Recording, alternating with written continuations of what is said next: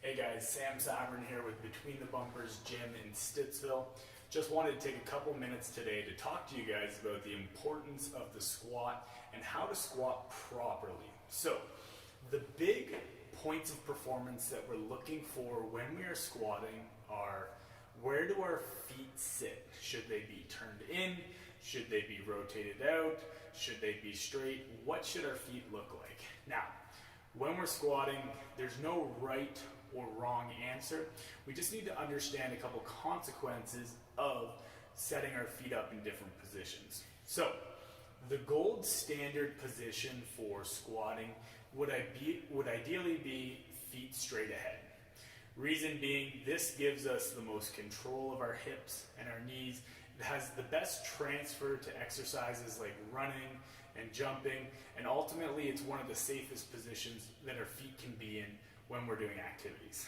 Now, depending on your mobility, depending on previous injury history, and a couple other factors, you may find it more comfortable to turn your feet out a little bit. And that's fine. Generally speaking, when we squat, rotating the feet out 15 to 45 degrees isn't necessarily a bad thing.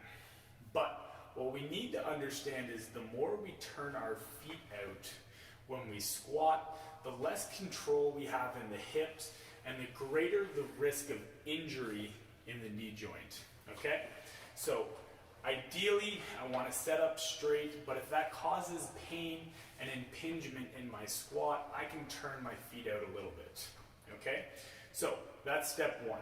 Step two is, where do my knees need to be? Should they drop in when I squat? Should they track out?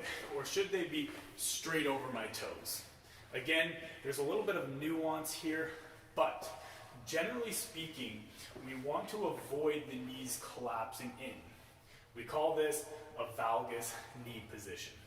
Valgus knee is actually a big predictor of ACL and MCL injuries in athletes. So when we're running and jumping, we observe athletes who let their knees buckle in have higher risk of catastrophic knee injury. So as a coach, we're constantly trying to teach our athletes to control that knee along the frontal plane.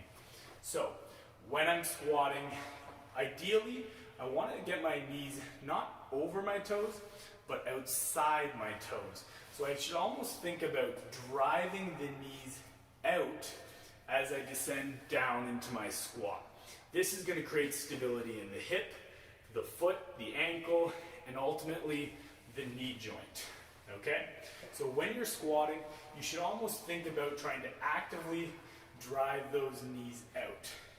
Again, if this causes excessive pain in the knee, hip, or ankle, you may have to go with a more neutral position where the knee tracks a little more over the toes. Again, this is fine, but typically speaking, the gold standard is going to be a knee out position. Now, that also applies to things like lunging. So when I get into a deep lunge position, I want to think about tracking the knee out and avoiding collapsing the knee in. This is going to impinge the hip, cause knee injuries, and a couple other injuries downstream. Now, the third and final piece I want to talk about today when it comes to squatting is the spine position. Now, when we're squatting, the back is essentially a mechanism where we transfer force from the upper body to the lower body and vice versa. So we should try and mitigate any sort of motion in the spine, okay? Now there's three major spine positions. There's an extension where our back is actually arching, and then there's a flexion where we're rounding forward, and then there's what we like to call a neutral, where our vertebrae, our spine, stacks directly on top of itself. This is going to be the ideal position when squatting because it allows us to lift the most weight in the safest possible way.